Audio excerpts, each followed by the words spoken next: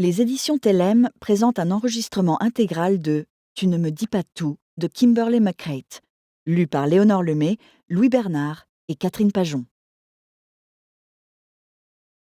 Prologue. Je ne voulais pas en arriver là. Ça paraît bête à dire, mais c'est la pure vérité. Et bien sûr, je n'ai tué personne. Je serais incapable de faire une chose pareille. Incapable. Tu es la personne la mieux placée pour le savoir. Bien sûr que j'ai fait des erreurs. J'ai menti, c'est vrai. Et j'ai blessé des gens. Toi y compris. C'est d'ailleurs mon plus grand regret, de t'avoir causé du tort. Parce que je t'aime plus que tout au monde. Tu le sais, pas vrai, que je t'aime? J'espère que oui. Parce que ça m'obsède dès que j'y pense. Et je n'ai que ça à faire dans ma cellule. Penser. Rassure-toi, c'est moi qui ai fait en sorte de finir au mitard. C'est comme ça qu'ils appellent l'isolement. Par ici, les gens bavardent, hurlent, se battent ou marmonnent dans leur barbe, du soir au matin. C'est trop bruyant pour moi. Si on n'est pas fou en entrant, on l'est en sortant. Moi, j'ai toute ma tête. Ça aussi, tu le sais. Je pourrais tenter de me justifier. Mais qu'est-ce que ça changerait? Je pourrais te dire pourquoi. Expliquer que je ne m'attendais pas à ce que ce soit si difficile. Le mariage, la vie, tout ça. Au début, c'est un jeu d'enfant. On rencontre une personne sublime, drôle et intelligente, qui vaut bien mieux que soi. Et quelque part, on le sait tous les deux. Alors on tombe amoureux de cette personne. Mais ce qui nous plaît surtout, c'est l'idée qu'elle se fait de nous. On s'estime chanceux. Parce que c'est vrai, on l'est. Et puis le temps passe. On change un peu trop, tous les deux. Ou pas assez. La vérité se révèle et l'horizon s'assombrit. On vit avec une personne qui nous connaît sans phare. Et tôt ou tard, cette personne finit par nous tendre un miroir et nous force à nous regarder sous notre vrai jour. Qui peut supporter une chose pareille? Alors on fait ce qu'il y a de mieux pour survivre. Trouver une nouvelle paire d'yeux. Lizzie. Lundi 6 juillet. La fenêtre de mon bureau donnait sur une forêt de gratte-ciel derrière laquelle le soleil commençait à décliner. Je restais là, assise dans l'obscurité qui s'épaississait, en attendant qu'elle m'engloutisse tout à fait. J'avais ce bureau en horreur. Une lumière s'alluma dans le grand immeuble d'en face. Bientôt, d'autres l'imiteraient. Les gens continueraient de travailler, de mener leur train-train quotidien. Finalement, la perspective d'une soirée de plus au travail me séduisit. J'allumai ma lampe. Un disque de lumière éclaira le sol où gisait le casse-croûte que m'avait préparé Sam le matin même, toujours dans son emballage.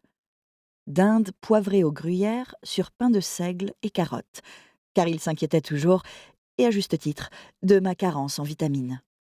Sam préparait mon déjeuner chaque matin depuis 11 ans que nous vivions ensemble à New York, dont 8 ans de mariage, et tant pis si cela devait le mettre lui-même en retard le matin. Du bout du pied, je repoussai ce repas auquel je n'avais pas touché. Quelle heure affichait mon ordinateur? 19h17. Il n'était pas tard, mais chaque minute chez Young & Crane me paraissait une éternité. Résignée, je retournai à ma relecture. Un courrier assommant adressé au département de la justice par un autre avocat de mon cabinet, chevronné, mais sans la moindre expérience en pénal. L'affaire concernait une usine de batteries de téléphone dont plusieurs membres du conseil d'administration étaient poursuivis pour délit d'initié. Typiquement le genre d'affaire que nous traitions, une bavure au sein d'une société déjà cliente de nos services.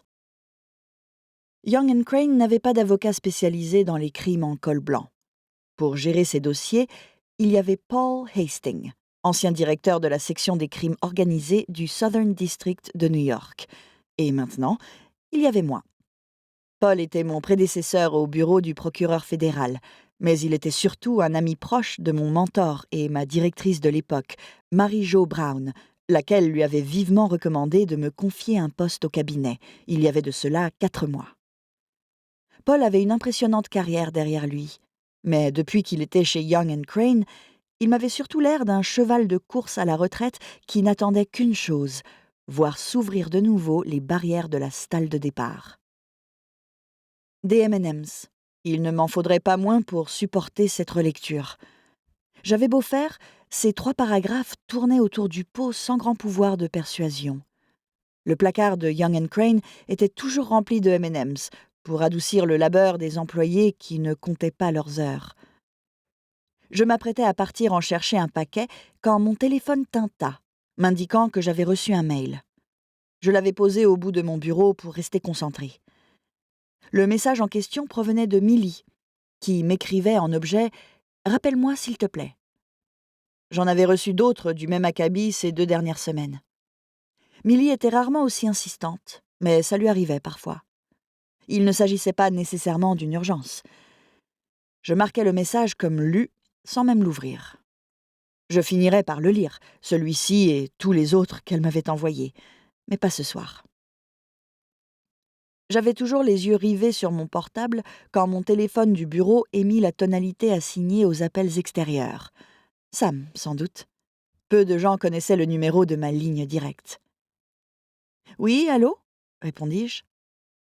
« Vous avez un appel en PCV depuis un établissement pénitentiaire de l'État de New York de la part de... » récita une voix masculine générée par ordinateur.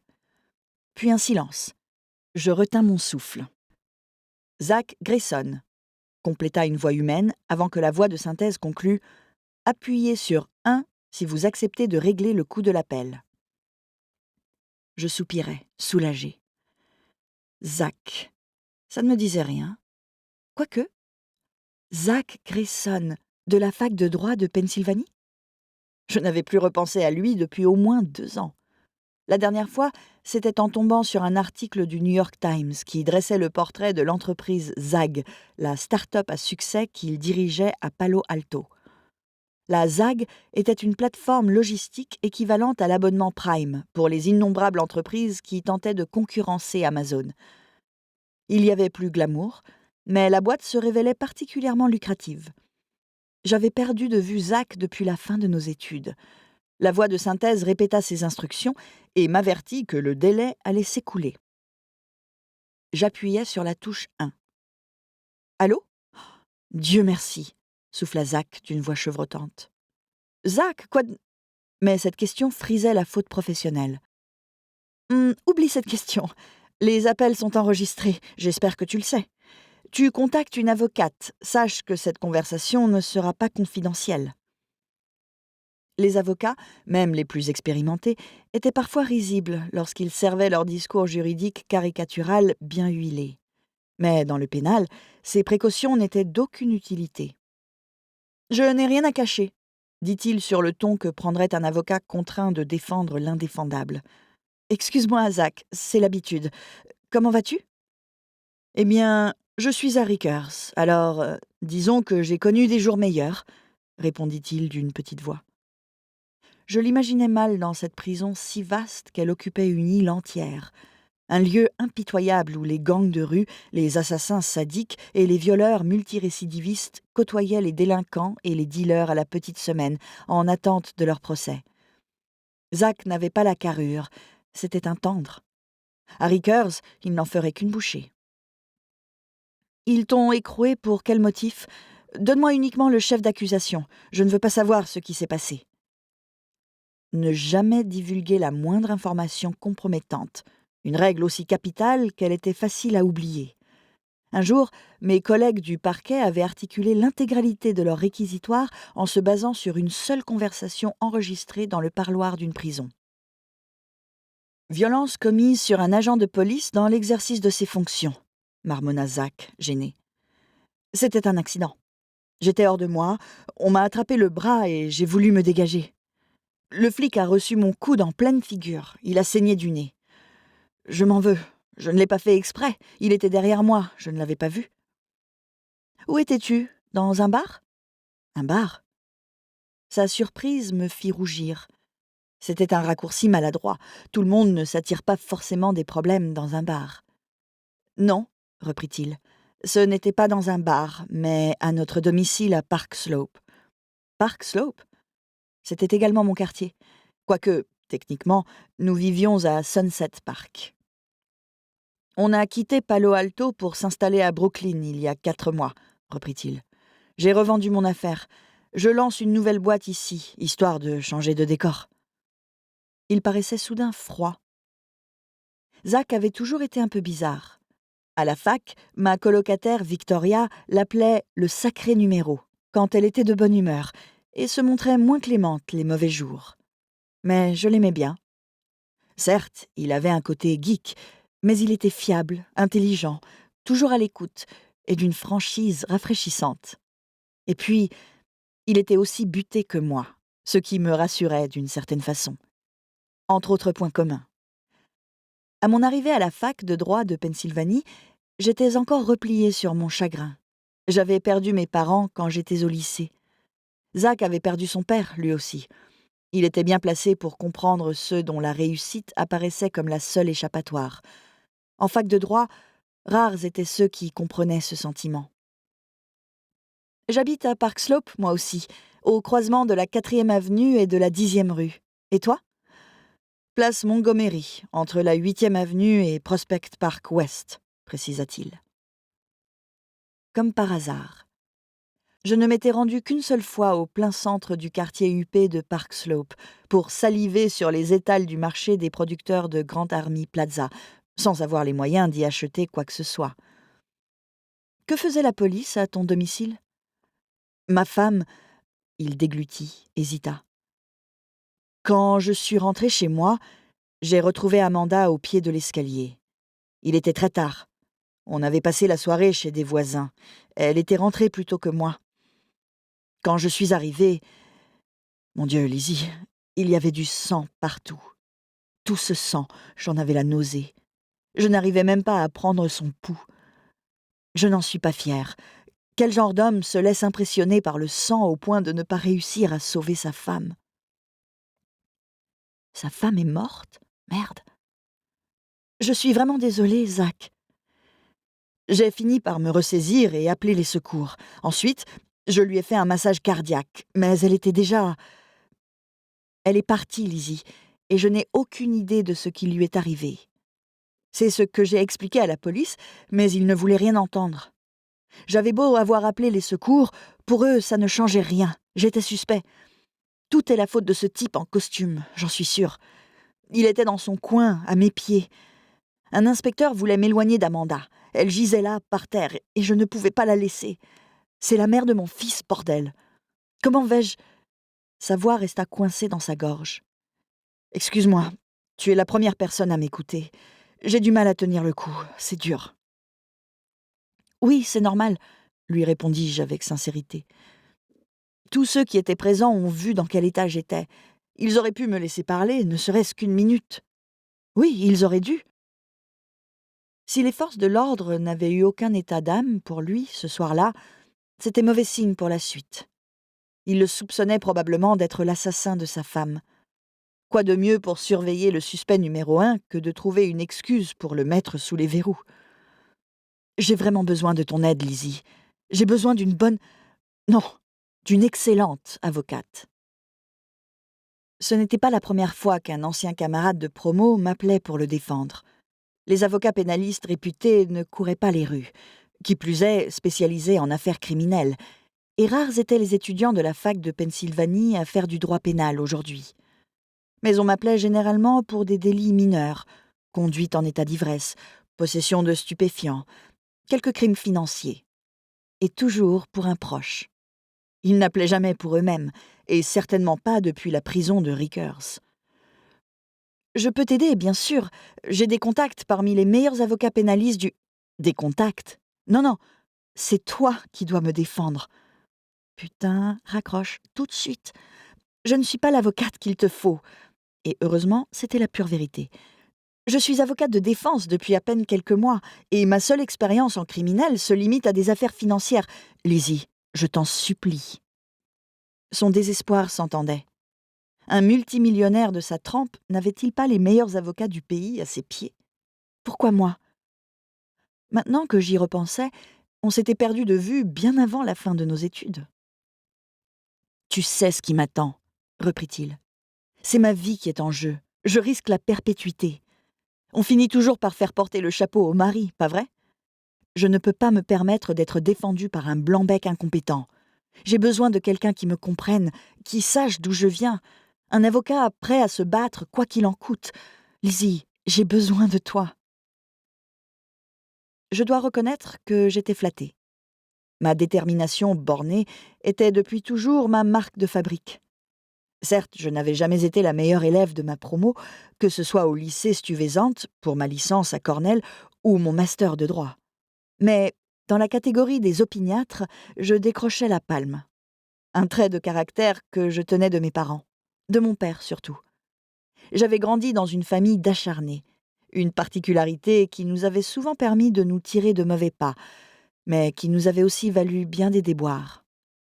Et pourtant, je refusais de le représenter. Je te remercie du compliment, Zach, je suis touchée. Mais il te faut un avocat pénaliste confirmé, quelqu'un qui ait des contacts au bureau du procureur de district de Brooklyn. Moi, je ne connais personne là-bas. Encore une vérité. Mais je peux te mettre en relation avec les meilleurs. Ils peuvent venir te voir dès demain matin, avant ta première comparution. Trop tard, dit-il. Je suis mise en examen et placée sous mandat de dépôt. Ils m'ont refusé la liberté conditionnelle. Ah bon? C'est surprenant pour un simple acte de violence. Sauf s'ils m'inculpent aussi pour le meurtre d'Amanda. C'est ce que je risque, n'est-ce pas? Ça me paraît plausible, dus-je admettre. Je sais que j'aurais dû t'appeler avant de passer devant le procureur, mais j'étais tellement sous le choc. On m'a assigné un avocat commis d'office. Un type sympa, a priori compétent et sérieux. Mais pour être honnête, j'avais la tête ailleurs pendant l'audience. Je croyais qu'en fermant les yeux très fort, je retrouverais ma vie d'avant. Je sais, c'est idiot. Le moment aurait été parfait pour demander des précisions. Quelle était la date précise de son arrestation? Que s'était-il passé exactement, du début à la fin, ce soir-là? Bref, toutes les questions susceptibles d'intéresser le futur avocat de Zach. Mais cet avocat, ce n'était pas moi. Je n'avais aucune intention de m'en mêler.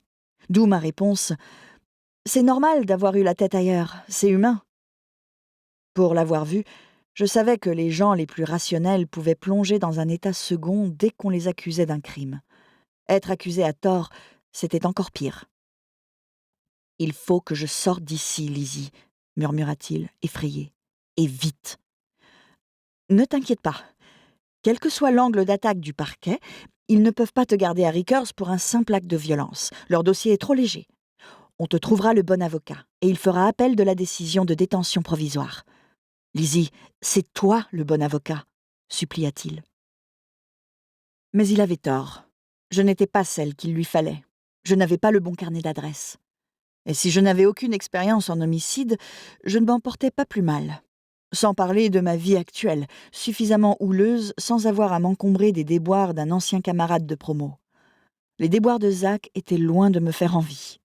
« Écoute, Zach, je suis désolée, mais... » « Lizzie, par pitié, supplia-t-il, un cran plus loin dans le désespoir. « Je vais être franc, je suis mort de trouille. Tu ne pourrais pas venir me voir, pour qu'on discute de tout ça? » Quelle poisse! Bon, je ne le représenterai pas, quoi qu'il arrive. Mais c'était un vieux copain et il venait de perdre sa femme. Je pouvais au moins lui rendre visite.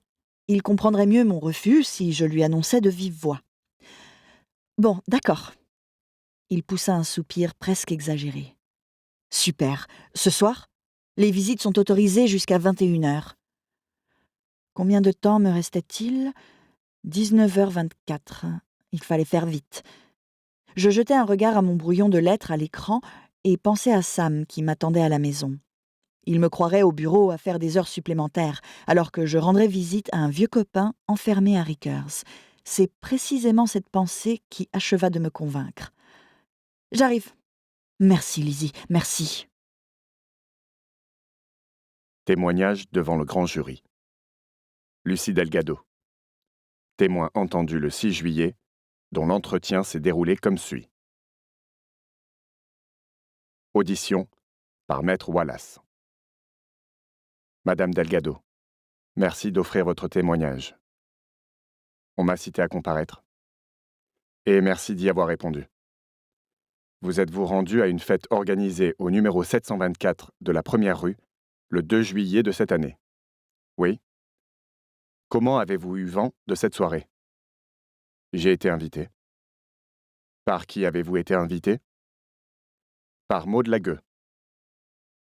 Comment avez-vous connu Maud Lagueux? Nos filles étaient ensemble en maternelle, il y a quelques années à l'école Country Day de Brooklyn. Cette fête entre voisins est un événement annuel, n'est-ce pas? Je ne sais pas.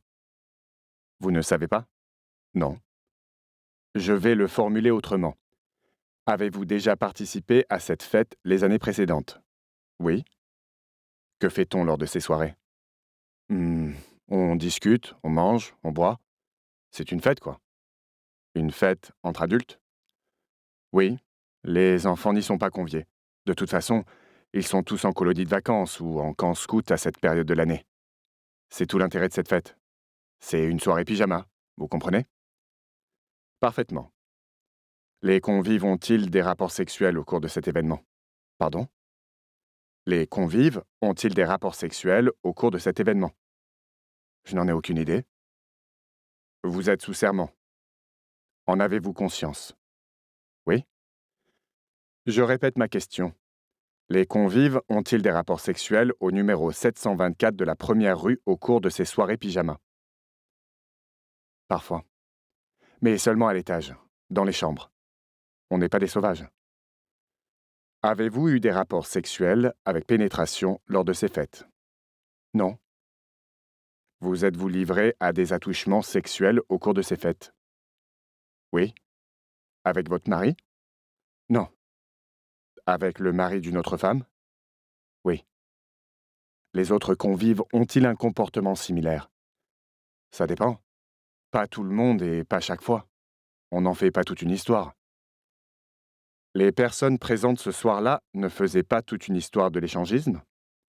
Le terme échangisme fait très, je ne sais pas, officiel, calculé. On ne fait que s'amuser. C'est pour rigoler, pour faire retomber la pression. Avez-vous croisé Amanda Grayson à la fête du 2 juillet? Oui, mais je ne la connaissais pas encore à ce moment-là. Comment avez-vous su que vous l'aviez croisée? La police m'a montré une photo d'elle. La police vous a montré une photo d'Amanda Grayson et vous a demandé si vous l'aviez vue à la fête? Oui. Et où l'avez-vous vue? Dans le salon. Elle m'a bousculé par mégarde et a renversé mon verre de vin sur mon t-shirt. Quand ces faits se sont-ils produits? Il devait être 21h30 ou 22h. Je ne sais plus exactement. Mais je suis parti à 23h, donc ça devait être un peu avant. L'avez-vous revue après cet incident? Non. Dans quel état était-elle quand vous l'avez vue? Bouleversée. Elle n'avait pas l'air bien. C'est-à-dire, pleurait-elle? Était-elle en colère? Non, elle avait peur. Elle semblait effrayée. Avez-vous parlé à Maud Lagueux au cours de cette fête? J'en avais l'intention, mais quand je me suis approché, elle semblait se disputer avec son mari, Seb, au sujet d'une autre femme. Pouvez-vous nous en dire plus? Eh bien, j'ai entendu Maud dire quelque chose comme des photos d'elle nue, et elle était furieuse. Je ne l'avais jamais vue dans cet état. Merci, Madame Delgado. Vous pouvez vous rasseoir. Amanda. 6 jours avant la fête. Qu'en pensez-vous? Demanda la décoratrice en levant sa main manucurée pour brasser l'air du bureau d'Amanda à la Fondation Graines de Savoir. La pièce était désormais meublée d'un canapé orange flambant neuf sur mesure, d'un tapis de laine grise à larges bandes blanches et de tables d'appoint ridiculement chères, sculptées à la main par un artisan de Williamsburg.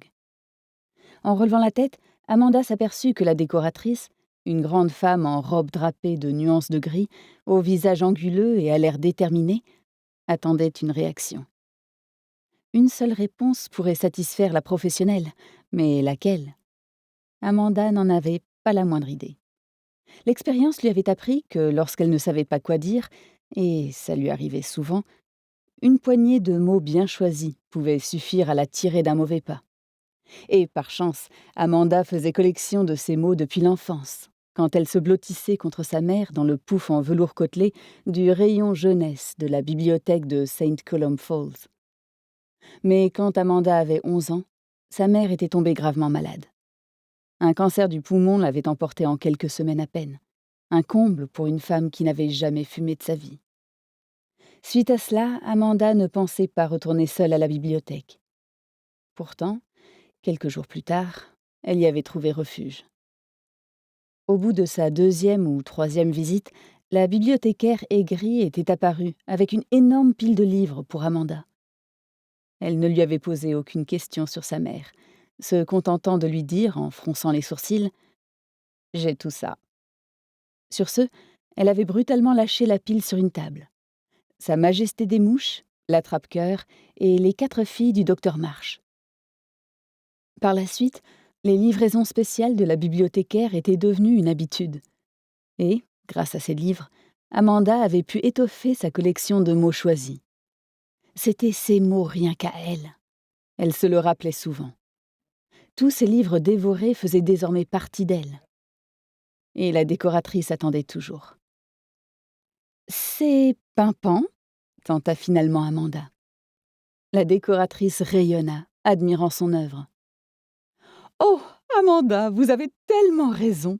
Vous êtes une cliente délicieuse. » Pimpant ? Sarah apparut sur le seuil, les bras croisés, toujours aussi belle, avec son teint bronzé, son carré brun coupé net et ses grands yeux bleus. « On se calme, Jane Austen, c'est juste un canapé. » Elle entra dans le bureau pour se laisser choir théâtralement sur le canapé en question, puis tapota la place libre, à côté d'elle. « Viens, Amanda, assieds-toi. C'est ton canapé, pas le sien. Tu as le droit de l'essayer. » Le sourire aux lèvres, Amanda s'assit auprès de son amie, qui en imposait malgré sa silhouette chétive. On se sentait toujours plus fort à ses côtés. « Merci pour votre aide, » dit-elle à la décoratrice. « Oui, et au revoir », appuya Sarah en la chassant d'un geste sec. La décoratrice en fut froissée, mais elle se tourna vers Amanda qu'elle gratifia d'un grand sourire avant de l'embrasser sur les 2 joues. « N'hésitez pas à m'appeler si vous avez d'autres missions. »« Allez, ciao !» insista Sarah. L'autre émit un grognement avant de pivoter sur ses talons aiguilles pour quitter la pièce. « Il n'y a rien de pire qu'une crétine qui te pousse à claquer 14 000 $ dans un canapé qu'elle ne pourra jamais s'acheter », siffla Sarah quand la porte fut refermée. Tout en parlant, elle regardait son téléphone pour achever d'écrire un message, sans doute à son mari Kerry. Tous les deux s'écrivaient sans arrêt, comme des adolescents. « Tu as vu son regard à cette vipère ? Mes ennemis les plus snobs sont moins violents que ça. » Sarah avait été élevée par une mère célibataire dans la banlieue de Tulsa, tandis que Kerry venait d'une famille qui avait fait fortune dans l'univers du bouton. Hélas, les dernières générations avaient dilapidé ce trésor, au point que Kerry ne toucherait que des miettes. Mais Sarah aimait fréquenter les aïeux encore très aisés de sa belle famille. « C'est Zach qui a choisi cette décoratrice. Apparemment, elle est réputée dans le milieu, » expliqua Amanda en regardant autour d'elle.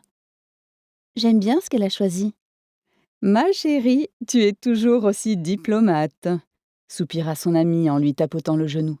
« Tu es incapable de médire de qui que ce soit, pas vrai ? » ?»« Si, j'en suis capable. » »« En chuchotant, alors, pour que personne ne t'entende. Tu me diras, je devrais apprendre à tenir ma langue, moi aussi. Si tu m'avais entendu me prendre le bec avec Kerry ce matin... » Elle sembla pensive quelques instants.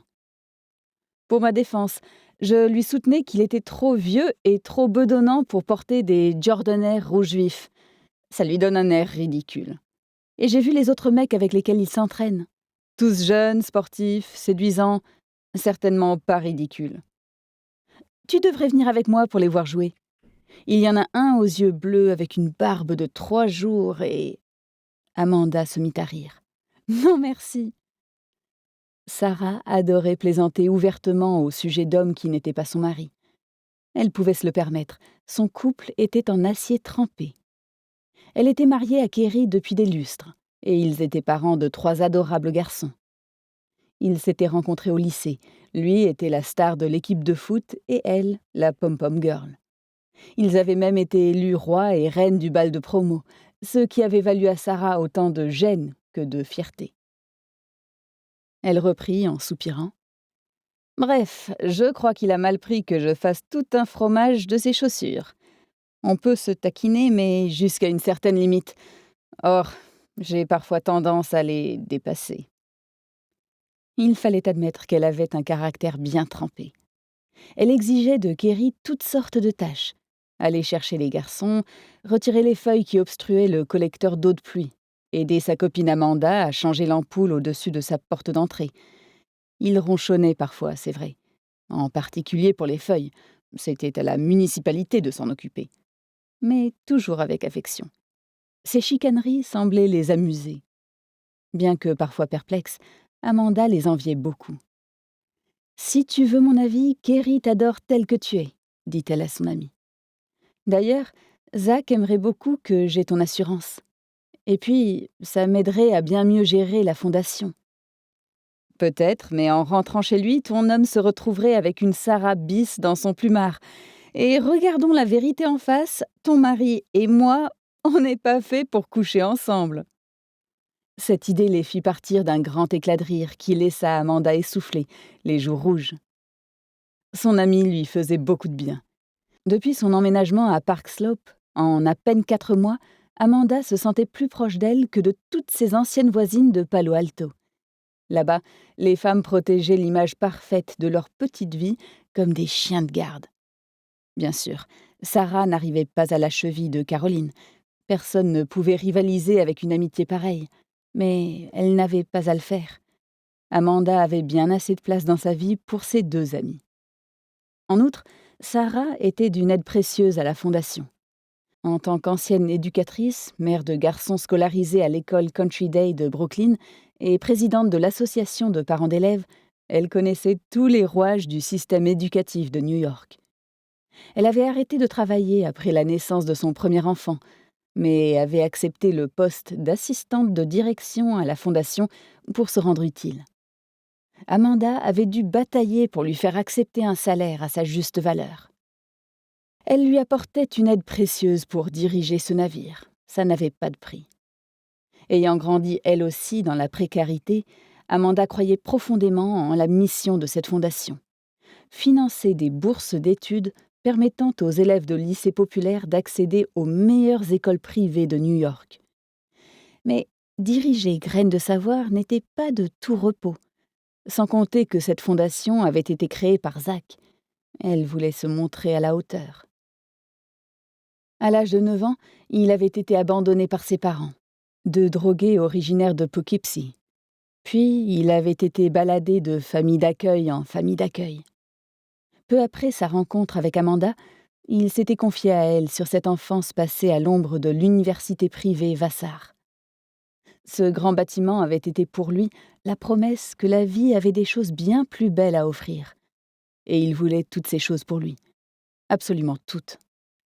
C'est ainsi que Zach s'était donné les moyens de les atteindre. À l'âge de 14 ans, il s'était fait embaucher de nuit dans un supermarché pour de la mise en rayon. Ce travail, parfaitement illégal au demeurant, lui avait permis de gagner juste assez d'argent pour proposer sa candidature en internat. Il avait été admis dans 3 universités, dont l'Académie Deerfield, où il avait pu suivre des études intégralement financées par des bourses. Ensuite, il était entré à Dartmouth et avait décroché une double maîtrise de droit à l'Université de Pennsylvanie. Son parcours avait impressionné Amanda, et l'impressionnait toujours. Après leur rencontre, il avait poursuivi son ascension professionnelle, enchaînant les entreprises à succès aux 4 coins de la Californie. Davis, Sunnydale, Sacramento, Pasadena, Palo Alto. Amanda avait accouché de Case lorsqu'ils habitaient à Davis. Et il avait 4 ans quand Zach avait pris conscience que, pour gravir les échelons, il allait devoir créer sa propre entreprise. La Zag vit le jour. Zag pour évoquer un zigzag et en référence aux initiales de Zach, en reprenant le A car il n'avait pas de 2e prénom. En 5 ans, l'entreprise cumula un chiffre d'affaires de plusieurs centaines de millions de dollars. mais elle ne fut pas surprise quand il lui annonça qu'il souhaitait démissionner, qu'il était prêt pour une nouvelle aventure. Il avait toujours aimé les nouveaux défis. Amanda ne connaissait pas son nouveau projet new-yorkais dans le détail. Il ne parlait jamais de son travail que dans les grandes lignes. Mais elle ne doutait pas qu'il serait couronné de succès. « Pourquoi mon mari m'écrit-il en pleine journée pour savoir ce qu'on mange ce soir ?» soupira Sarah en tapant un autre texto. « Il n'est même pas midi. Il n'a que ça à faire ?» Le téléphone professionnel d'Amanda se mit à sonner. Elle sursauta, mais n'alla pas décrocher, malgré une deuxième tentative du correspondant. « Tu as conscience que nous n'avons pas encore de secrétaire ?» demanda Sarah. « Ce téléphone ne se décrochera pas tout seul. »« Ah, oui !» À contre-cœur, elle se leva pour rejoindre son bureau et ne décrocha qu'à la 3e tentative. « Amanda Grayson ?» Aucune réponse. « Allô ?» Toujours rien. Elle fut prise de sueur froide. « Allô ?» dit-elle encore. Pas de réponse, seulement cet affreux souffle familier en fond sonore. Une respiration lourde, glaçante. Elle eut l'estomac noué. « C'est qui ?» demanda Sarah depuis le canapé. Sur l'écran du téléphone, il n'y avait qu'une série de zéros. Amanda raccrocha brutalement. « Hé, du calme ! Qu'est-ce qu'il t'a dit ?»« Rien. Désolée, je ne sais pas pourquoi j'ai raccroché comme ça.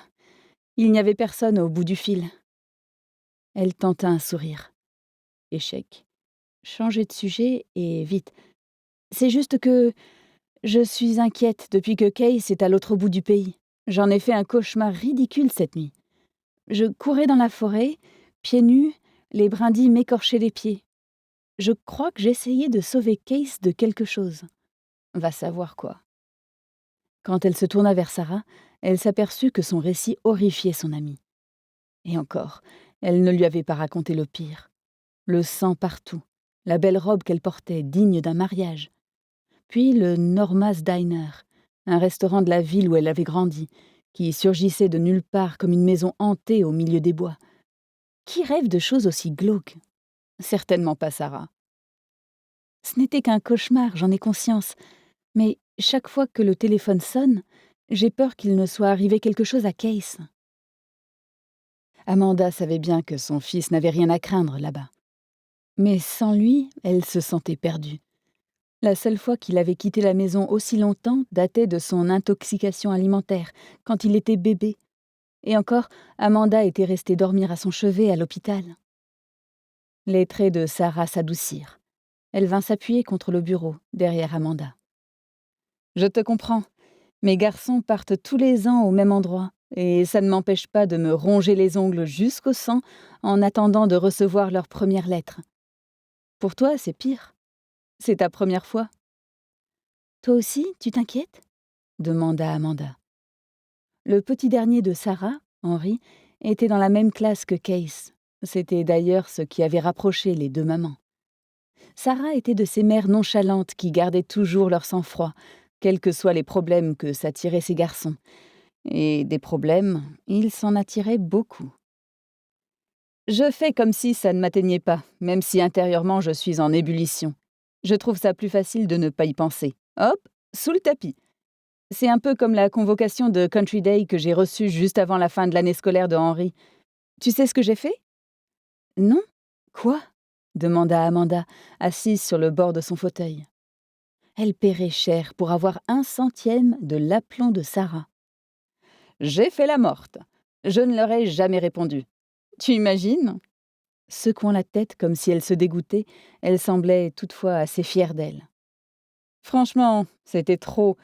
J'avais besoin de laisser ma casquette de maman de côté. Et pourtant, je préside la réunion d'urgence de l'APE de ce soir. Quelle ironie. » « Une réunion d'urgence avec les parents d'élèves ? » ?»« Je t'en ai parlé, tu as déjà oublié ? Nos données personnelles ont été piratées !» s'exclama Sarah en surjouant une mine épouvantée. Puis elle eut un sourire en coin. Country Day ne fait pas partie de ces écoles laxistes ultra-progressistes. Au contraire. On adore la rigueur et la discipline. C'est précisément pour ça qu'on l'a choisi pour nos gamins. Mais honnêtement, on croirait que tous les parents de Country Day sont des agents infiltrés de la CIA. Ils deviennent dingues. Exact. Amanda avait entendu parler de cette histoire, mais avait préféré la sortir de son esprit. Zach deviendrait fou s'il apprenait que les ordinateurs de l'école avaient été piratés. Il était obsédé par la protection de la vie privée. Si leurs informations personnelles tombaient entre de mauvaises mains, il serait capable de porter plainte contre l'établissement. Un comble, car il l'avait choisi précisément parce qu'il partageait ses valeurs. Zach n'hésiterait pas à envoyer Case dans un autre établissement, et ça, il n'en était pas question. Country Day était une école exigeante, certes, mais Case s'y était bien intégré, et c'était pour lui le seul aspect positif de ce déménagement. Amanda aurait préféré attendre la fin de l'année scolaire avant de changer d'école à un enfant de 10 ans, mais il n'avait pas eu le choix. Heureusement que Case se faisait facilement de nouveaux copains. C'était déjà ça. Il avait un côté sportif et extraverti, grand fan de baseball, mais il avait aussi l'âme d'un artiste. Il était capable de rester seul pendant des heures à dessiner son animal préféré, le jaguar. Mais faire déménager un enfant à quelques mois de la fin de son CM2, c'était beaucoup lui demander, aussi sociable soit-il. Le départ avait été un déchirement, marqué par les larmes et les insomnies. Une nuit, Case avait même fait pipi au lit, ce qui ne lui était plus arrivé depuis des années. Elle-même sujette au cauchemar, Amanda en venait à remettre ses compétences de mère en question. Il fallait que son fils dorme bien pour qu'elle soit rassurée. Mais il était loin, en vacances, et elle ne savait plus à quoi se raccrocher. Enfin, si, à son grand sourire de petit garçon, le jour où elle avait accepté de l'envoyer en Californie pendant 8 semaines, dans le même camp de vacances Cash, son meilleur copain de Palo Alto. Mais que se passerait-il s'il retombait dans la morosité dès son retour à Park Slope? Amanda préférait ne pas y penser. Elle avait toujours été prête à tout sacrifier pour la carrière de Zach, mais jamais au détriment de Case. Sa mission la plus importante était de protéger son fils. Elle serait toutefois incapable de faire un choix entre le bien-être de son mari et celui de leur garçon. « Oh non, tu te mets à paniquer toi aussi. Je le vois à ta tête. »« Non, je ne panique pas. » »« Rassure-toi, l'école met tout en œuvre pour démasquer le coupable, » dit Sarah. Mais il était évident qu'elle cherchait à s'en convaincre elle-même. « On a fait appel à la meilleure entreprise de cybersécurité. Tu les connais, Country Day ne plaisante pas avec ça. Ils n'ont pas dit leur dernier mot. »« Je n'étais pas au courant. » »« C'est normal, l'administration fait de la rétention d'informations. Je n'arrête pas de le leur reprocher. Ça donne l'impression qu'ils ont des choses à cacher. Alors, tu viens à la réunion de ce soir, oui ou non ? » Pour l'instant, Amanda n'avait assisté qu'à une seule réunion de parents d'élèves et avait trouvé cela extrêmement intimidant. Je ne sais pas si... » »« Bien sûr que si, tu sais. De toute façon, j'ai besoin de ton soutien moral. Ces parents ont besoin de quelqu'un pour les représenter, » déplora Sarah, d'un air de nier avoir toutes les qualités requises pour cette responsabilité. « Rendez-vous à 20h chez moi. Tu viens, je ne te demande pas ton avis. » Sarah n'avait besoin de personne, mais elle voulait son amie à ses côtés. Il n'en fallut pas plus pour convaincre Amanda. « Je serai là. Tu sais que tu peux compter sur moi. » Lizzie. Lundi 6 juillet. Rickers était encore plus lugubre que dans mes souvenirs, et il faisait nuit. D'un point de vue architectural, les plus grands bâtiments de la prison semblaient avoir été construits volontairement pour jurer avec le reste. Les annexes et autres préfabriqués, des bureaux administratifs sans doute, des postes de garde ou les stocks d'armement, ne portaient aucune signalétique et se trouvaient dans un état de décrépitude avancée. Une énorme barge en béton flottait par miracle sur le détroit, vaste centre correctionnel abritant quelques centaines de détenus qui, d'après mes sources, seraient récemment parvenus à faire dériver la barge pour prendre la fuite avant d'être rattrapés in extremis. De hautes murailles surmontées de fils barbelés en tourbillons de rouille létale cernaient les lieux. Elles délimitaient des couloirs, des places carrées ou circulaires, et donnait la désagréable impression d'être enfermé à la fois dedans et dehors. Quelques années plus tôt, j'étais venue entendre un témoin dans cette prison, et le souvenir le plus vivace que j'en gardais, c'était l'odeur âcre des déjections des rats qui peuplaient les lieux et des égouts. Contrairement à la vermine nocturne habituelle, les rats de Rickers n'hésitaient pas à se faufiler partout en plein jour et à défendre leur territoire avec agressivité. Je n'étais pas mécontente qu'il fasse nuit. Une fois entrée dans Bantoum, le bâtiment où était détenu Zach, il me fallut un quart d'heure supplémentaire pour passer les contrôles de sécurité et accéder enfin à un parloir qui empestait l'urine, les oignons et la mauvaise haleine. Assise face à une paroi de plexiglas, j'attendis qu'on le fasse entrer. Pendant le trajet, le souvenir de notre amitié m'était revenu par vagues. Je ne l'avais pas revu depuis des années, mais nous avions passé une grande partie de notre première année ensemble à réviser et à regarder des films en grignotant. Si j'avais eu tendance à l'oublier, ce n'était pas contre lui. J'avais simplement une mémoire très sélective. Mais tout me revenait à présent. Zach me plaisait, car je me sentais à l'aise en sa présence. C'était à la fois une bonne et une mauvaise chose. Notre complicité avait été particulièrement flagrante le jour où notre cher professeur de droit civil nous avait servi un grand discours moralisateur sur notre future carrière. Ce soir-là, j'avais rejoint Zach au Mahoney's, un pub sur Rittenhouse Square, et mon camarade était déjà très remonté. « Je n'arrive pas à digérer ce que nous a raconté Schmidt », fulminait-il en arrosant de ketchup son hamburger. Un groupe d'amateurs de foot de notre université avait fait une entrée fracassante dans le pub. « Tu veux parler de son discours sur les avocats spécialisés en droit des affaires? Ceux qui vendent leur âme au diable ?» Zach avait acquiescé en gardant les yeux rivés sur son hamburger pour éviter de croiser le regard des footballeurs qui nous cernaient, tous aussi musclés qu'ils étaient saouls. « Dommage, » avait-il repris. « J'aimais bien ce prof. Maintenant, il peut aller se faire voir. » Dois-je en déduire que tu n'es pas d'accord avec son discours critique envers le droit des affaires ? L'avais-je taquiné en surveillant l'armoire à glace qui tanguait dangereusement juste à côté de moi. « Ne fais pas l'innocente, tu as les dents encore plus longues que moi, » avait-il marmonné. Sa jambe tressautait nerveusement, comme chaque fois qu'un sujet le stressait, ce qui était assez fréquent.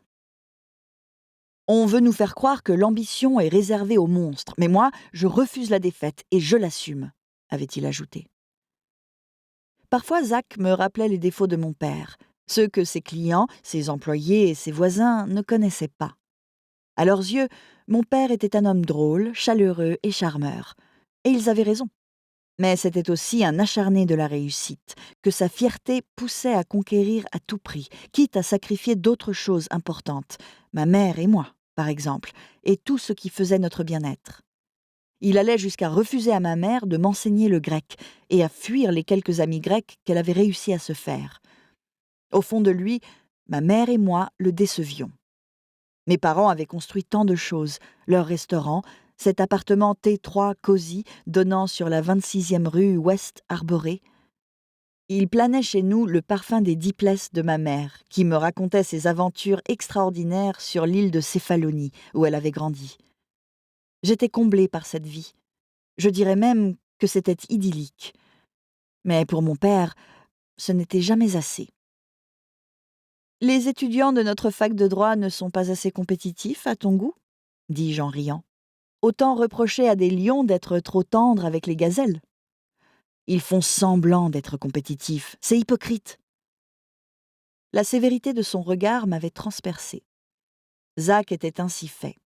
Soit il vous regardait avec une insistance excessive, soit il évitait votre regard. Il ne mâchait pas ses mots, et la modération n'était pas son fort.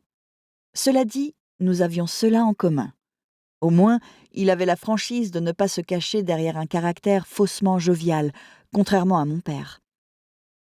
Zach était honnête et entier, une qualité que je respectais. « Ma mère était serveuse et femme de ménage, et mon père travaillait dans une aciérie, » reprit-il. « La classe ouvrière par excellence. Mais ils ont travaillé dur pour s'en sortir. Regarde tes parents, ils étaient aussi bosseurs que les miens, et on leur a tondu la laine sur le dos jusqu'à la fin. La réussite n'est abstraite qu'aux yeux des riches. » Je haussai les épaules. Moi, je me destine au droit public. Zach haussa un sourcil. Sans rire, le droit public, c'est noble, mais cette voie n'est pas faite pour les gens comme nous. Parle pour toi. Je ferai tout pour rejoindre le bureau du procureur fédéral, et je me fiche que ce soit sous-payé. Par ailleurs, je n'aimais pas qu'on me sous-estime. J'avais l'intention de consacrer ma carrière aux personnes comme mes parents, des immigrants travailleurs harponnés par un représentant trop souriant qui les avait convaincus d'hypothéquer leur restaurant de Chelsea, une affaire qui tournait bien, et d'investir 100 000 $ dans un projet immobilier confidentiel mené par Hudson Yards. Mon père s'était laissé convaincre. Il avait investi sans même consulter ma mère. Et pouf, tout l'argent avait disparu, ainsi que le gentil représentant. Tout était allé très vite, et la banque avait fait fermer le restaurant. Millie, sergent de la 10e division, cliente habituée du restaurant et amie de la famille, était aussitôt entrée en action, exploitant ses contacts au FBI pour retrouver l'escroc. Finalement, le coupable avait été arrêté et sévèrement puni. Mais ça ne changeait rien. Tout ce que mes parents s'étaient acharnés à construire avait été réduit à néant. C'est ainsi que ma famille avait sombré avec son restaurant. J'avais 16 ans à l'époque. 1 an plus tard, j'étais orpheline. J'avais passé mon baccalauréat dans un état de léthargie, brisé. Je m'étais installée chez ma tante qui comptait les jours entre 2 voyages en Grèce. Mon monde avait basculé dans l'ombre. C'était désormais un terrain hostile. J'avais alors connu plusieurs mois de dépression morbide, me jetant à corps perdu dans les études, et c'est en partie ce qui m'avait ramené sur le chemin de la vie. Mon assiduité compulsive m'avait ouvert les portes de Cornell, et arrivée en dernière année, j'étais prête à envisager des études de droit et une carrière d'adjointe au procureur au département des fraudes.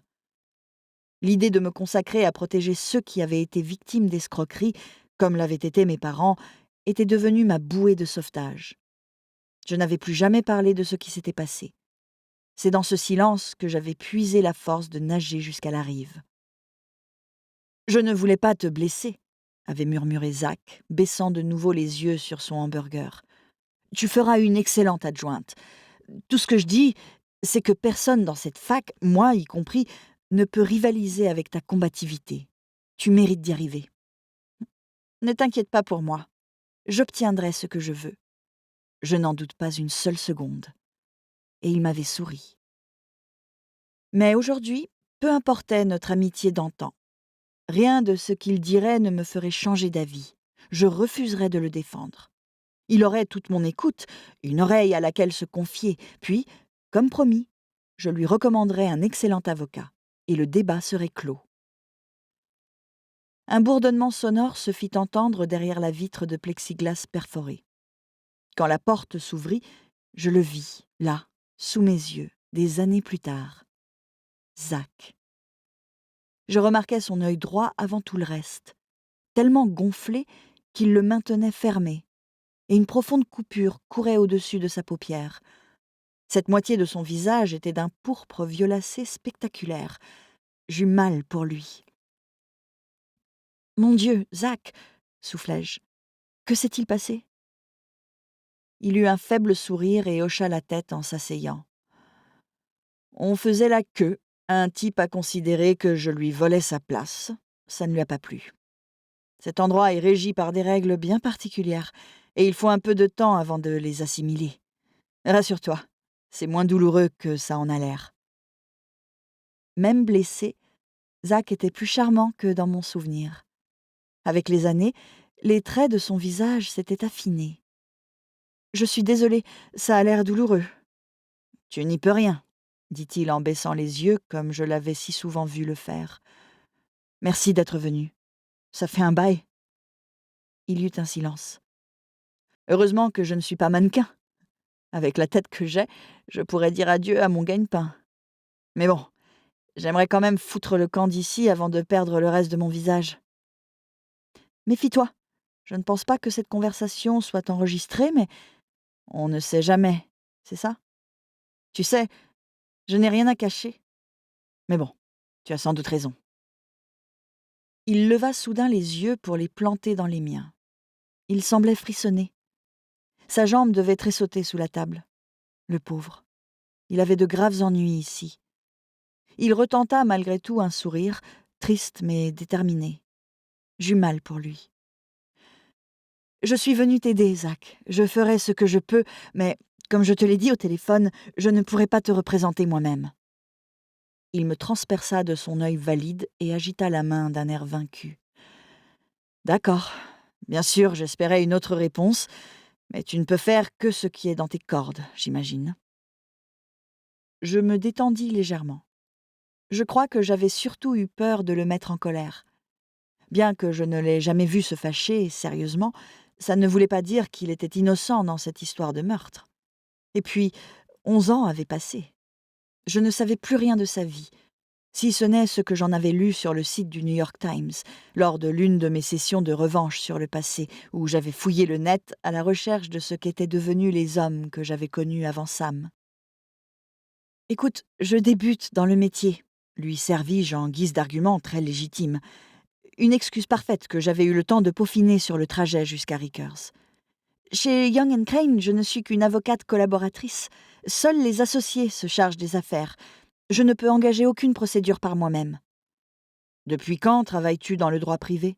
Je croyais que ton rêve était de devenir procureure adjointe. Je ne juge pas, mais j'ai été surpris de lire que tu avais choisi de partir. Où est-ce que tu as lu ça ?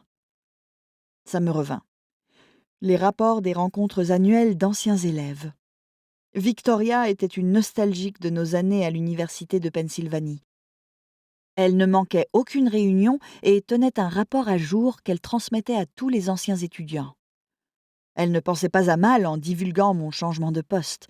Après tout, j'étais avocate collaboratrice au cabinet Young & Crane, un statut à la fois prestigieux et lucratif, des affaires complexes, une réputation en or et le salaire qui allait avec. J'étais même en lice dans la course au poste d'associé, mais sans grande conviction. Ce que Victoria ignorait, c'était que cet éloignement de mon projet professionnel initial, dédier ma carrière à un travail mal payé mais gratifiant en tant qu'adjointe au procureur fédéral, n'était pas de mon fait. J'aurais été moins surpris de te voir abandonner complètement le droit que d'apprendre que tu te tournerais vers le droit des affaires. J'étais vexée, mais tentais de dissimuler ma susceptibilité derrière un sourire. La vie nous réserve parfois des surprises. Qu'est-ce que tu sous-entends ? Ne me dis pas que tu as été virée, je ne te croirais pas. Tu es bien trop douée. On ne voyait plus d'intérêt à ce que je garde ce poste. Ce n'était qu'une infime partie de la vérité. En fait, mon mari nous avait fichus dans une situation délicate et mon poste chez Young & Crane était censé nous tirer de ce pétrin. Environ 1 an plus tôt, Sam avait trop bu lors d'un repas d'affaires, au point de dire à son éditeur de Men's Health d'aller se faire voir. Puis il s'était endormi par terre dans les toilettes, le visage sur le carrelage, sous les urinoirs. Men's Health n'était qu'une étape parmi toutes celles qui avaient jalonné la chute vertigineuse de sa carrière prometteuse, qui avait commencé au New York Times. Sam avait été renvoyé par tous ses employeurs, chaque fois pour des raisons liées à son alcoolisme. Des délais non respectés, des faits déformés, un comportement agressif. Par miracle, au moment de son licenciement de Men's Health, Sam était sous contrat pour l'écriture d'une anthologie regroupant toutes ses célèbres rubriques de conseils. Mais l'avance sur ses droits avait vite été dépensée. Or, il n'était pas prêt de terminer ce bouquin. Ces derniers temps, Sam n'écrivait presque plus. Mon misérable salaire au parquet fédéral nous aurait peut-être permis de joindre les 2 bouts s'il n'avait pas encore aggravé son cas dans une situation déjà précaire. Le week-end suivant son licenciement de chez Men's Health, on avait pris le minibus direction Montauk, espérant qu'un séjour chez un ami, autour d'un bon repas, nous changerait les idées. Je venais d'aller me coucher quand Sam avait décrété qu'il était parfaitement en état de conduire et avait décidé d'emprunter la décapotable de collection de notre ami pour aller acheter d'autres bières. La voiture avait terminé encastrée dans l'Anglers, un vieux pub du centre-ville. Si l'accident avait aussi bien détruit le véhicule que le pub, il avait par miracle laissé Sam indemne. Mais pour compenser la destruction d'un précieux héritage familial, le propriétaire de l'Anglers nous avait poursuivis en justice pour faute dolosive au code des assurances, autrement dit, conduite en état d'ivresse. Nous avions écopé d'une amende de 200 000 $ à payer dans un délai de 2 ans. Un détail que j'avais volontairement omis de préciser sur ma déclaration de situation financière pour Young & Crane. L'action en justice étant dirigée contre Sam à titre personnel, l'affaire n'avait pas entraîné de conséquences sur mon profil bancaire. J'avais donc pu sauver les apparences. Les cabinets d'avocats évitaient de recruter des collaborateurs endettés. Or, cette lourde dette était bel et bien commune. Et, même avec mon salaire confortable chez Young & Crane, il me faudrait du temps avant de pouvoir l'éponger totalement.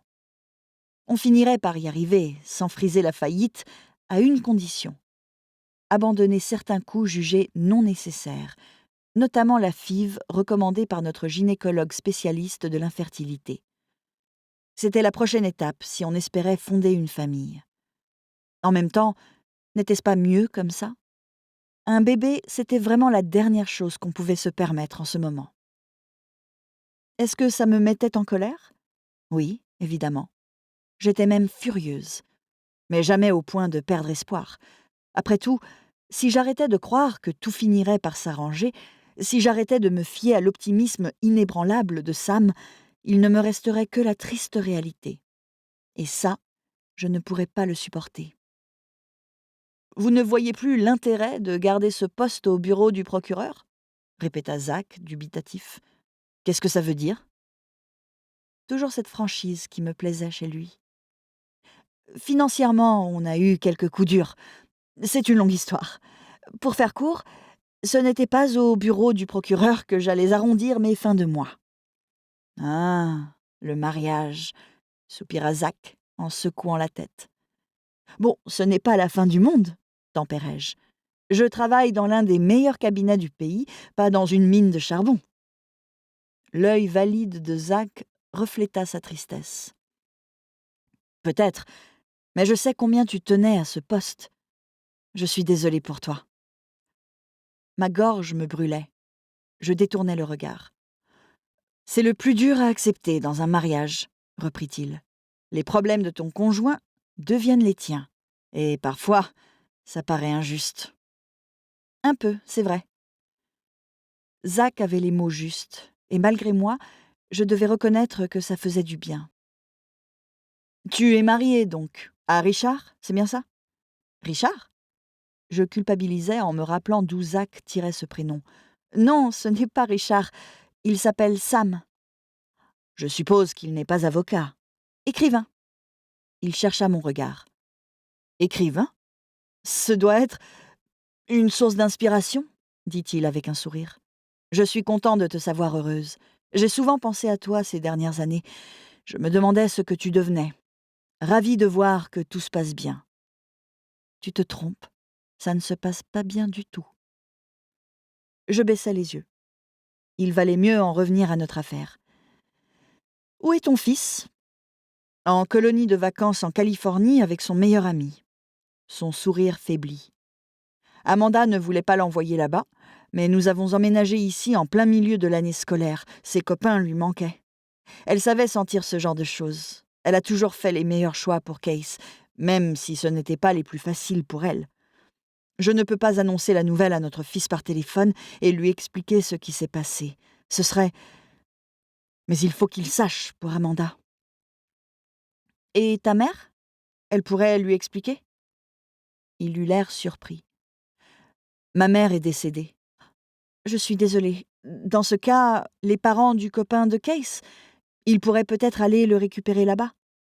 Peut-être, murmura Zach. Pour être franc, je les connais très mal.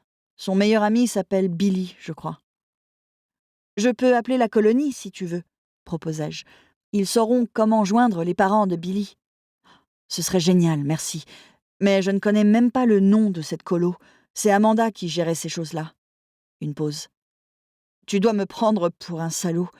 Je t'imagine mal en fée du logis qui prépare des petits plats tous les soirs pour son mari. Je ris, plus qu'il ne l'aurait fallu. Non, c'est vrai. Mais tous les couples sont différents, répondis-je. Au fond, je ne pus m'empêcher de juger son couple, mais, après tout, Libre à lui de nourrir le cliché, ça ne faisait pas de lui quelqu'un de mauvais. Peut-on trouver les coordonnées de la colonie à ton domicile? Oui, sûrement. Amanda rangeait tous ses papiers dans la console du salon.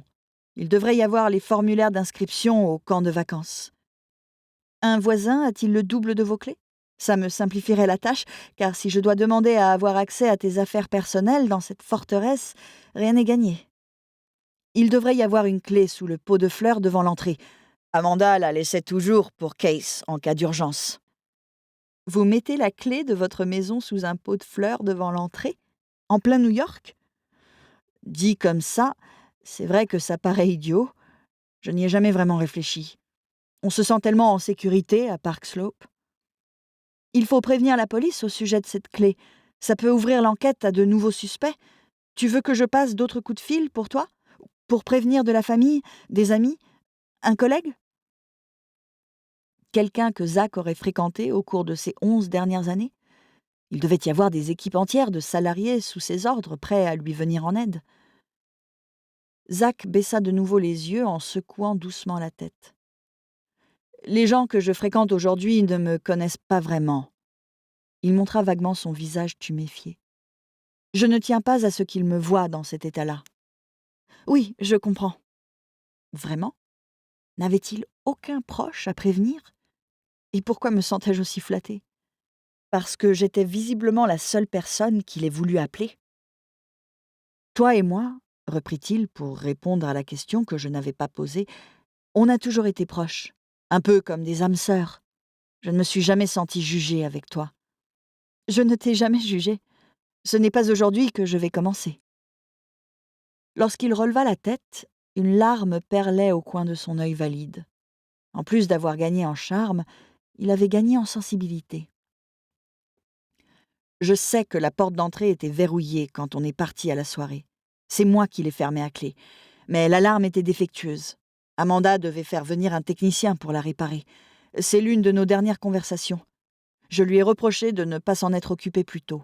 Sympa, hein? Il ferma les yeux avec une douleur sourde. Bref, je pense qu'Amanda avait refermé à clé derrière elle quand elle est rentrée. Elle était du genre méfiant. Méfiant, c'est-à-dire? Si elle avait une bonne raison de l'être, la police pourrait trouver la piste d'un autre suspect que son mari.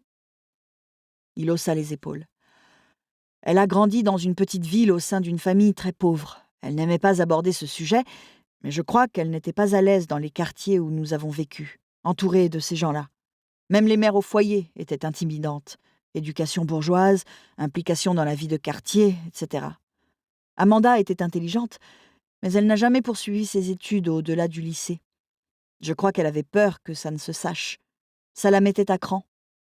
Je l'ai peut-être trop poussée à devenir ce qu'elle n'était pas. Il eut un air de regret. Mais elle se sous-estimait. Je voulais juste l'aider à montrer de quoi elle était capable, tu comprends?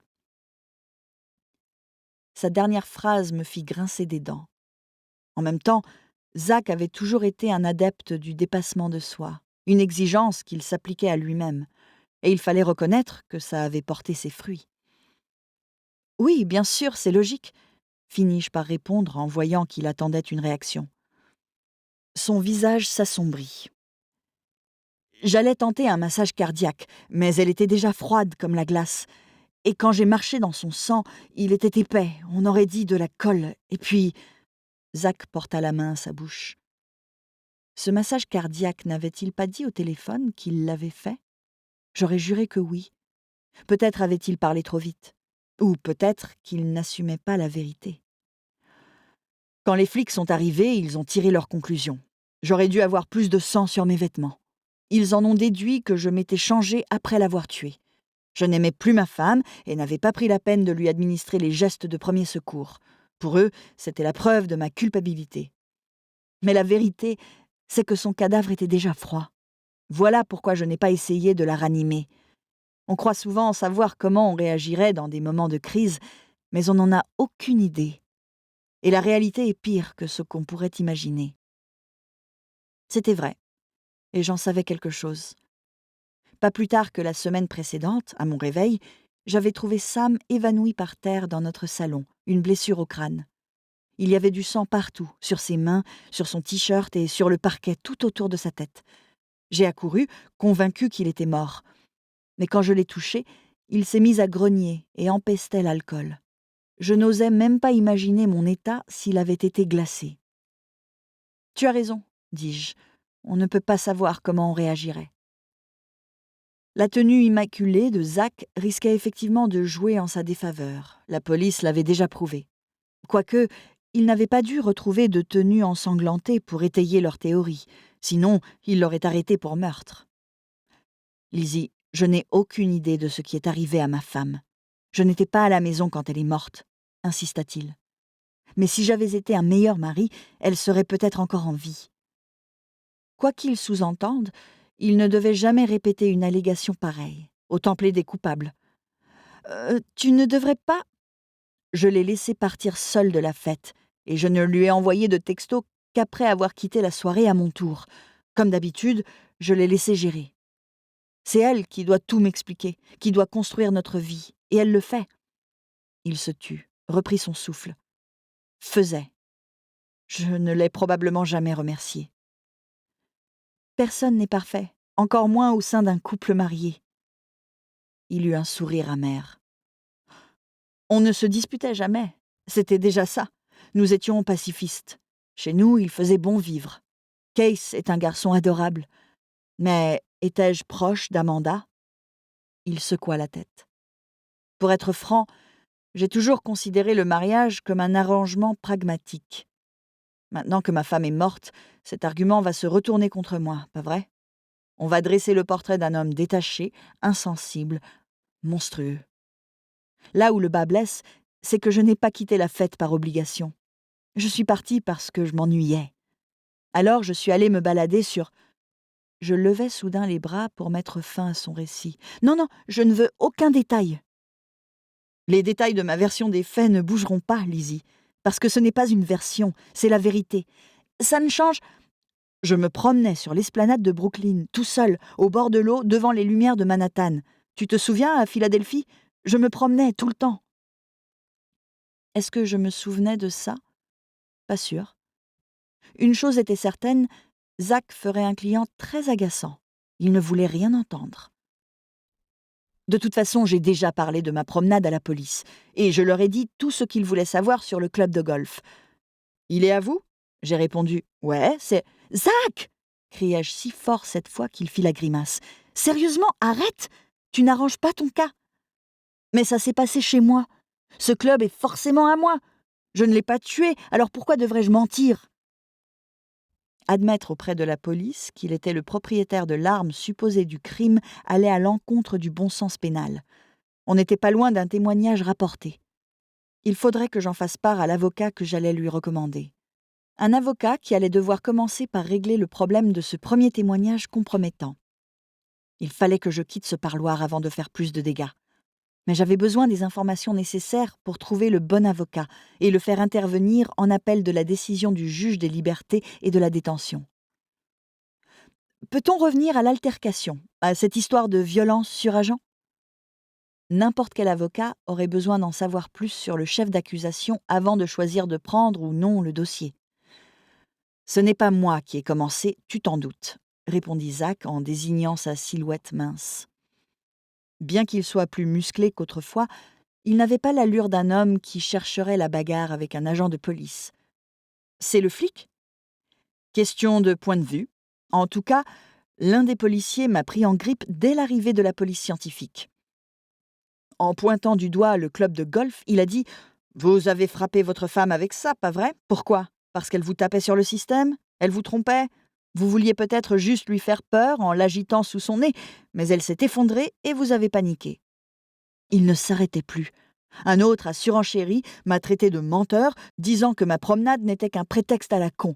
Il me répétait sans arrêt « T'es débile ?» Son histoire était un peu caricaturale, mais pas improbable. Secouer le suspect en lui aboyant dessus, c'était une façon de procéder comme une autre. C'est là que le flic en civil est arrivé sur ma gauche. Il m'a dit « Venez, on va discuter dehors ». Mais j'ai refusé de laisser ma femme. Alors un autre s'est approché à ma droite pour me prendre par le bras. Je me suis dégagée. Brutalement, c'est vrai, mais par pur réflexe. Il leva le coude pour illustrer son propos. Apparemment, il y avait un autre policier derrière moi et je l'ai frappé sans le vouloir. C'est à ce moment-là qu'ils t'ont arrêté ? D'abord, ça s'est agité. Un secouriste a examiné le nez du flic, puis tout le monde s'est calmé. J'ai cru qu'ils allaient lâcher l'affaire. Le type en costard a glissé un mot à l'oreille du policier en civil. Je n'ai pas compris ce qu'il disait. Mais dans la foulée, ils m'ont arrêté pour violence sur un agent de police dans l'exercice de ses fonctions. Et pas pour meurtre ? Zach secoua la tête. Non, seulement pour violence. Je crois que même le type que j'ai frappé voulait oublier cette affaire. Il n'arrêtait pas de répéter « Il vient de perdre sa femme !» Mais le type en costume cherchait une excuse pour m'arrêter. Ce qui semblait effectivement logique. Quand on a l'occasion d'écrouer le suspect numéro 1 d'un meurtre, on ne la laisse pas passer. Point. L'avocat commis d'office qui t'a représenté pour la première comparution, lui as-tu donné la même version des faits ? Zach réfléchit. J'ai un doute. Encore une fois, je n'avais pas les idées claires ce jour-là. Ce n'est pas grave, le rassurai-je. Je peux retrouver ses coordonnées et lui poser directement la question. Comment s'appelait-il ? Adam. Adam Roth, je crois. Il vient d'avoir un enfant et habite sur Staten Island. On a discuté du ferry. J'imaginais un jeune avocat encore fraîchement diplômé à qui l'on ne confiait que des audiences préliminaires et qui racontait tout son parcours à un Zach encore sonné par les récents événements. Je le retrouverai. S'il a déjà parlé au procureur de district, il doit avoir une bonne vision globale de la situation. Tu veux dire que tu as changé d'avis ? Tu vas prendre mon dossier ? Plein d'espoir, il attrapa le bord de la vitre en plexiglas qui nous séparait. « Je suis désolée, Zach, » insistai-je avec fermeté. « Il te faut vraiment un avocat aguerri en matière de droit pénal, en criminalistique plus spécifiquement. Quelqu'un qui s'y connaisse en ADN, en médico-légal, en typage sanguin et en recueil d'empreintes. J'ai des connaissances en jury-comptabilité, mais ça s'arrête là. Et puis, je n'ai aucun contact au bureau. Nous espérons que vous avez apprécié cet aperçu. Pour continuer à écouter ce livre audio sur Google Play Livres, utilisez le lien dans la description de la vidéo.